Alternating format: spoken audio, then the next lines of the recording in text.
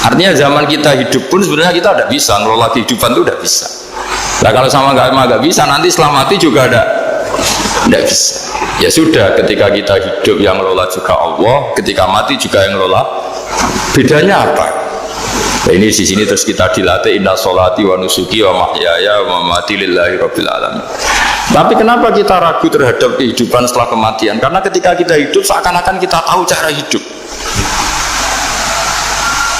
Makanya Allah itu tersinggung betul ketika ada orang merasa bisa ngelola cara hidupnya. Makanya kata Allah, kalau gojlok orang-orang yang kepedean itu, kalau kamu top, mbok jangan mati. Itu falaula in kuntum ghairu madinin tarji'unaha in kuntum shadiqin. Kalau kamu merasa top itu jangan mati. Di mana-mana mati itu tidak top. Falaula idza balaghatil khulqum wa antum khina idin tanzur. Mbok ketika nyawa kamu sudah sampai kerongkongan, kamu tarik lagi supaya kamu tidak mati. Mati itu tidak top. Katanya kamu top kok mati. Jangan mati. Kalau top itu jangan mati, jangan miskin, jangan tua, jangan jadi jelek. Pokoknya top terus itu. Itu digocol sama Allah.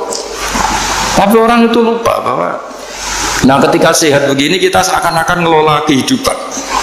Nah gara-gara merasa ngelola seakan-akan kalau mati lalu saya gimana ya kalau mati. Nah cara berpikir masyarakat gini, kalau kampung ini mau dibalik sama Allah, mau ada adab, logikanya yang tahu akan ada adab itu pasti sudah pergi. Padahal Nabi Yunus pergi ini bukan karena takut adab, mangkel. Nabi Yunus itu minggat tadi abaqo itu kalau dalam bahasa Arab pergi gak pamit ya. Kalau orang Jawa bilang minggat. Kalau itu sebenarnya saking mangkelnya, saking emosinya, beliau akhirnya meninggalkan kaumnya tanpa pamit. Tapi kaumnya itu menjadi tahu bahwa ini serius Yunus, buktinya dia agak berani di kampung, berarti mau ada adab betul itu. Dan efek positif dari teori itu, teori kultur tadi, akhirnya mereka tobat. Saat itu juga mereka wiridan di lapangan, terus semua kesalahannya diselesaikan. Sampai ada rumah yang sudah dibangun permanen karena di tanah tetangga dirobohkan saat itu juga. Bahkan ada batu yang dulu nyuri, satu dua batu yang dulu hasil nyuri, saat itu juga dirobohkan, dikembalikan sama penghuni. Hari itu semua kezaliman diselesaikan. Ini penting saya utarakan, jadi tobat itu tidak hanya istighfar. Kalau istighfar ribet, tobatnya orang punya utang terus istighfar gitu kan ribet. Kan ribet itu. Ada punya utang terus minta maaf itu kan ribet itu. Harus diselesaikan itu. Tobat diterima sama Allah. Batas akhir finish dari harusnya ada adab, misalnya Senin, Selasa, Rabu, harusnya Rabu itu sudah kena adab, ternyata Rabu itu tidak kena adab. Nabi Yunus sebetulnya juga penasaran kampungnya itu kena adab tidak. Dilihat dari jauh ternyata tidak. Tambah kecewa dia. Gitu. Wah ini saya kalau pulang mesti dibunuh karena saya jaga pembohong. Di masyarakat situ ada aturan siapa yang bohong dibunuh. Padahal Nabi Yunus ngumumkan nanti Rebu ada azab. Kira-kira gitu. Ternyata Rebu itu udah ada azab, makanya dia sudah di batas kampung kembali minggat lagi karena nanti pulang pasti dibunuh karena dia jaga bohong. Ya akhirnya masyhur itu, terus dia ikut nelayan sekenanya, yang penting lari dari kampung, ikut nelayan sekenanya. Zaman itu, ini saya ulang lagi zaman itu, nanti ini efeknya nanti ke tauhid. Zaman itu para nelayan tuh kayak sepakat kalau ada kapal atau perahu kok mau tenggelam itu pasti ada yang minggat. Hanya minggat itu pergi tidak terhormat itu. Terus fasahama fakana minal mudkhadin. Nah dulu tuh orang sudah punya peradaban, ini cerita kultur, sudah punya peradaban. Punya peradaban. Ya sekarang gini, kalau nyemplungkan salah satu kan tidak adil diundi. Ternyata yang keluar dia Nabi Yunus. Terus mereka tahu ini orang nggak pantas dikorbankan, karena Nabi di mana-mana itu ganteng. Memang Allah itu punya sunat unik. Nabi itu harus paling ganteng di kampungnya, nasabnya juga harus paling baik, kabar-kabarnya juga istrinya harus paling cantik. Itu memang aturannya gitu. Nggak tahu saya. Dulu saya juga janggal, kenapa Nabi aturannya harus gitu. Angen-angen di pemimpin elek ya isin itu maksudnya misalnya pemimpin dia masa kritik itu kan piye gitu rasanya itu. Jadi Nabi itu pasti itu paling ganteng di kampungnya, terus dari nasab ya terbaik, terus rata-rata istrinya itu ya selain solihah itu ya paling cantik. Karena ya dibully kan, sowar tidak jadi Nabi, bujune elek kan ya ribet kalau misalnya ada yang bully gitu kan juga ribet. Singkat cerita terus dia akhirnya ditenggelamkan, dibuang karena beliau seorang nabi. Faltaqamahul khut, beliau ditelan ya. Iltiqam itu tidak digigit, ditelan ya. Karena ditelan beliau tidak mengalami dikunyah, ditelan. Iltiqam itu ditelan. Karena beliau seorang nabi, di dalam batnil khut itu di perut itu dia wiridan, dan barokahnya wiridan itu perut ikan ini menjadi masjid.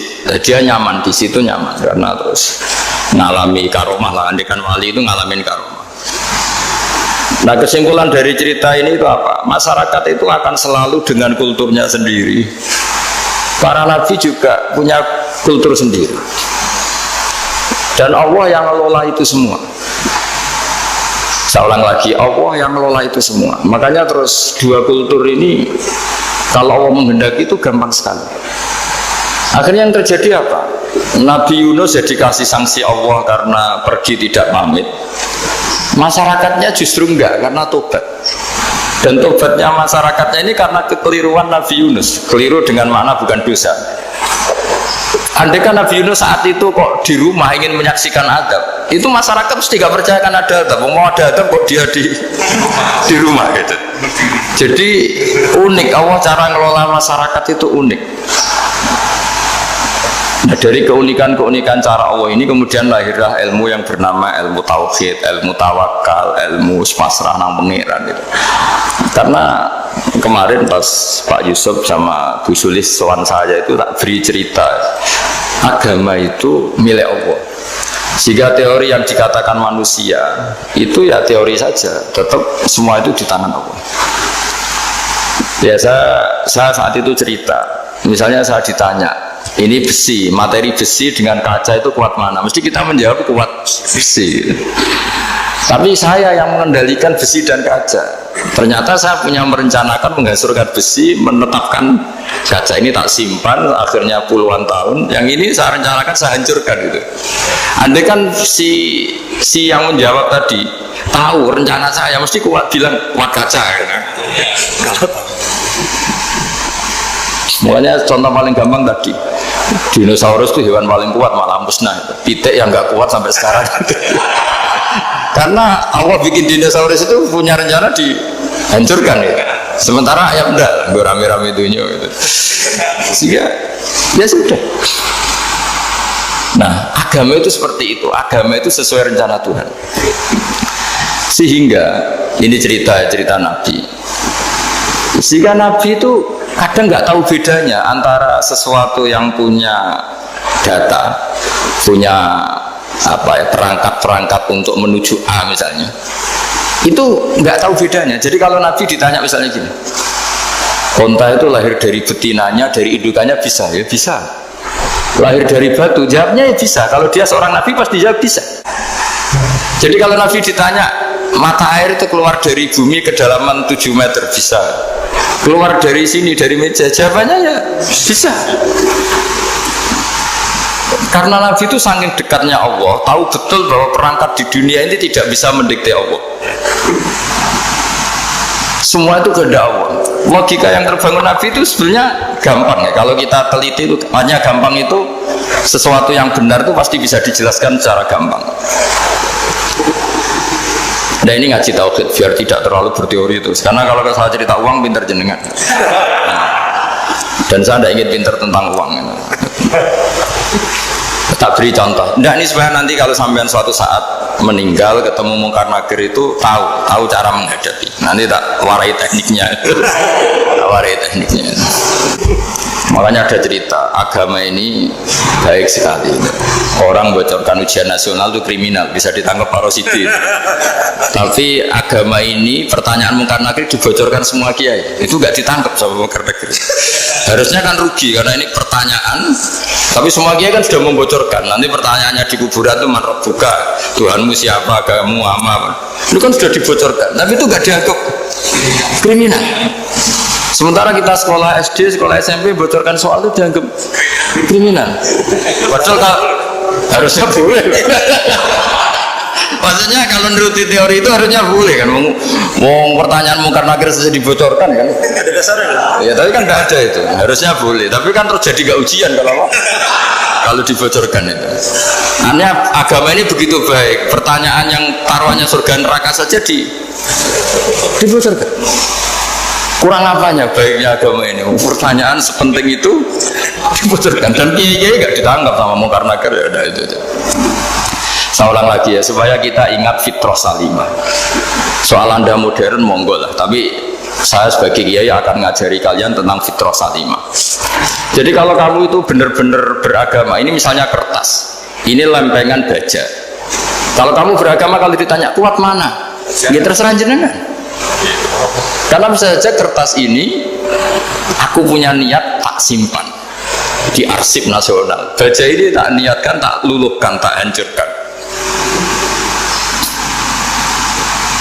Sehingga kalau kita ngomong ya secara materi harus ditambahi, secara materi kuat baja ya Allah.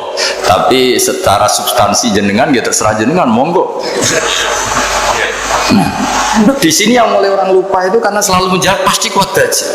Kata pasti ini yang akhirnya orang menghilangkan teori beragama. Berdasar logika aja. Berdasar logika. Nah akhirnya para nabi, para wali itu ditanya. Saya punya kitab karangannya Abdul Hamid, orang alim. Kitab itu dulu saya ngaji lama sekali, sampai sekarang saya pelajarin. Manusia itu dijebak hukum adat, padahal adat itu ya tidak terlibat. Misalnya kalau ada telur jadi ayam normal itu. Ya tadi indukan unta melahirkan unta normal itu, indukan sapi melahirkan sapi normal. Tapi kalau para nabi itu bilang ya nggak normal. Nggak normal artinya tetap ada kekuatan Tuhan. Indukan unta tahu apa tentang unta? Dia punya kekuatan apa? Bisa melahirkan unta, bisa menciptakan unta di perutnya, bisa ada jantungnya, ada paru-parunya, ada ususnya. Dia bisa apa? Di situ ada tangan Tuhan. Gitu. Karena para nabi cara berpikir gitu, melihat tembok ya sama. Tembok sama indukan unta itu sama, sama-sama mungkin mengeluarkan unta. Sehingga ketika Nabi Soleh ditanya, bukti apa kekuasaan Tuhanmu? Apa bisa mengeluarkan unta dari batu besar ini? Siapa Nabi Soleh ya bisa, sudah bisa. Dan mukjizatnya Nabi Soleh masyhur itu keluarlah unta dari batu. Karena secara teori ya tadi, coba unta indukan itu apa seorang profesor, apa seorang ilmuwan sehingga bisa menciptakan anaknya ya. Apa dia terlibat dalam menciptakan jantungnya, paru-parunya, ususnya? Kan enggak juga. Telur bisa apa coba? Gobloknya bukan main telur itu kan. Tapi bisa mengeluarkan ayam, dia bisa apa? Nah, para nabi, para wali itu tahu semuanya itu kekuasaannya Allah. Nah, kalau karena kekuasaan Allah bedanya apa dengan tembok? Makanya Nabi Muhammad ketika di padang pasir semua sahabat bingung, nggak ada air, ya Nabi santai aja. Ini gimana Nabi nggak ada air, nanti orang mati kehausan. Nabi ya santai aja. Kamu ingin air katanya? Iya. Nabi nunjuk apa itu ya sudah, terus ada air.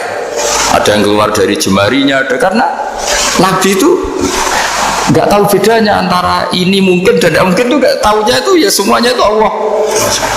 Kalau kamu kan nggak, wah daerah gini nggak mungkin ada air. Ini kan padang pasir. Air itu biasanya di daerah hutan gini malah berteori macam-macam. Seakan-akan tidak ada Tuhan. Jadi kalau orang nggak bakat wali pasti berpikirnya gitu. Makanya nggak wali-wali itu orang nggak bakat karena itu kan artinya menafikan kekuasaannya Allah kan. Seakan-akan Allah tidak mampu bikin air di situ. Tapi kalau Nabi santai aja. Makanya Nabi Ibrahim ketika mau dibakar ya santai aja. Menurut beliau api bisa apa?